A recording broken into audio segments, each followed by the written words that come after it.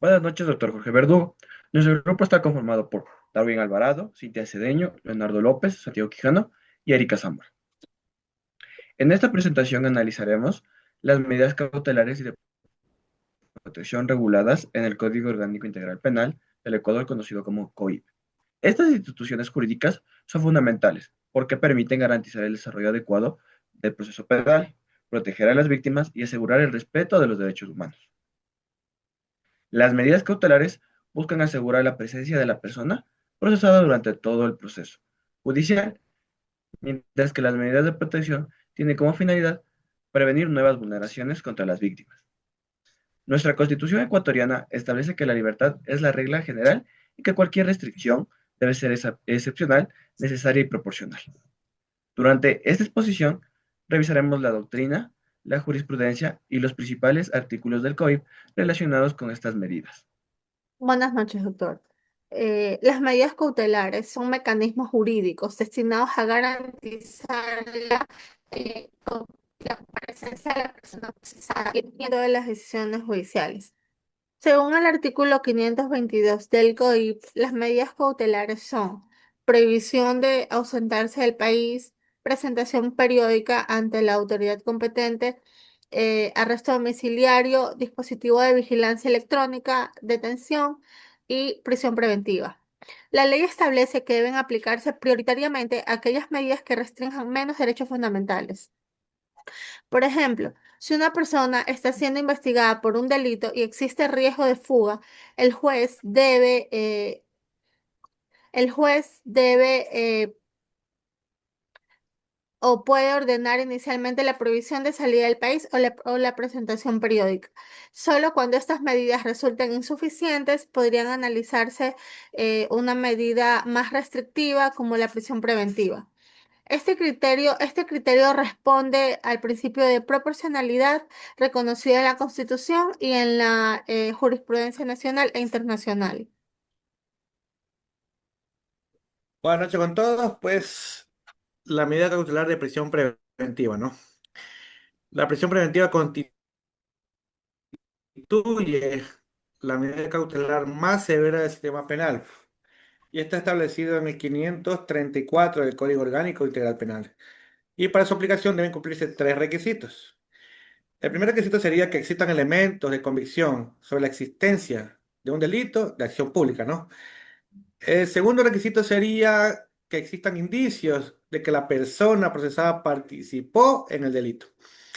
Y por último, que otras medidas cautelares, antes mencionadas por mi compañera, sean insuficientes para garantizar el proceso. La finalidad de esta medida rigurosa, ¿no? Es asegurar la comparecencia del procesado y el cumplimiento de la pena en el caso de que haya una sentencia ejecutoriada. Bueno, la Corte Nacional de Justicia ya se ha pronunciado mucho antes en su resolución 14-2021, si no mal recuerdo, que señala que la prisión preventiva es de carácter excepcional, motivada y proporcional, ¿no?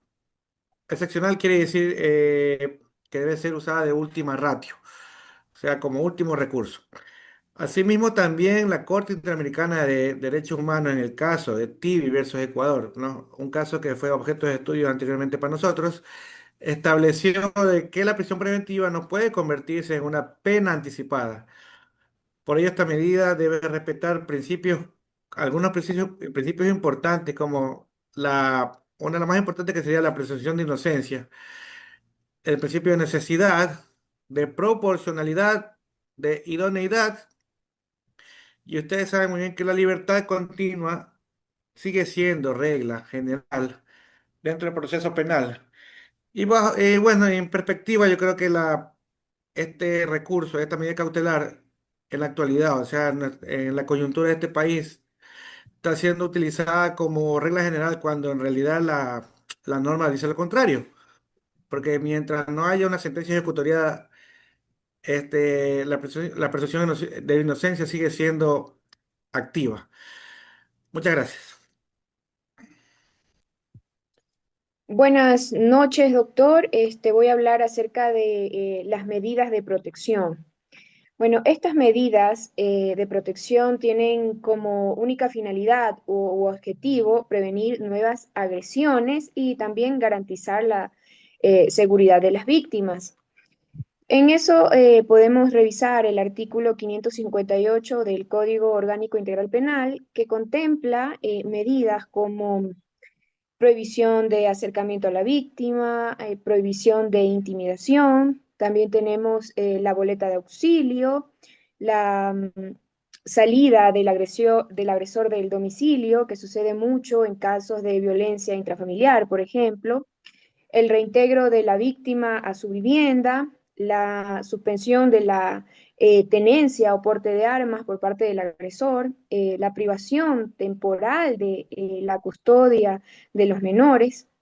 Estas medidas son especialmente importantes en casos de violencia contra la mujer y violencia intrafamiliar, como lo mencionaba anteriormente. Se debe marcar un escudo de protección alrededor de una familia y entendemos que las medidas de protección deben emitirse de manera inmediata cuando exista riesgo para la víctima. Por ejemplo, podemos plantear una boleta de auxilio que permitiría que la Policía Nacional intervenga rápidamente si la persona agresora incumple las restricciones impuestas por el juez.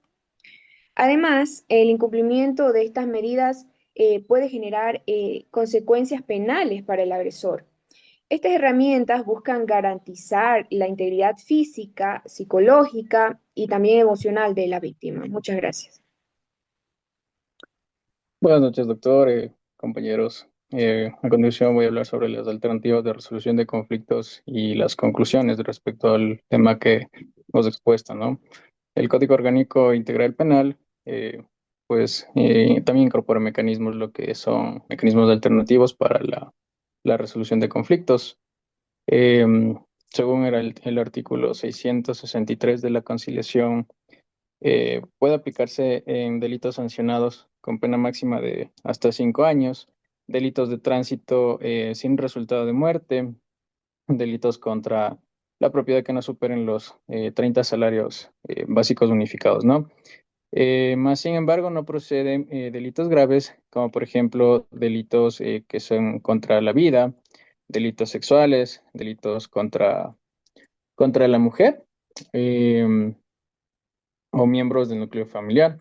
También estarían en este ámbito lo que son delitos contra el Estado, ¿no? La conciliación en este caso, pues, promueve lo que son la reparación integral y la justicia restaurativa, ¿no? Básicamente. Como conclusión, podemos indicar que o señalar que las medidas cautelares, pues, nos permiten asegurar lo que sería la presencia del procesado y el correcto desarrollo del proceso penal. Lo que respecta a la prisión preventiva, de aplicarse, pues básicamente, únicamente también como medida excepcional y de último ratio, ¿no? Como mencionó Leonardo, como última medida, como última opción. Las medidas de protección constituyen también lo que son mecanismos indispensables para garantizar la seguridad y los derechos pues en este caso de las víctimas, ¿no? La conciliación también pues presenta una alternativa eficaz para la resolución pacífica de determinados conflictos penales. Y finalmente podemos indicar que la correcta aplicación de estas medidas pues va a fortalecer el debido proceso y lo que sería la protección de las víctimas y también el respeto de los derechos humanos, que es muy fundamental dentro del sistema penal, de nuestro sistema penal ecuatoriano, ¿no? Muchas gracias.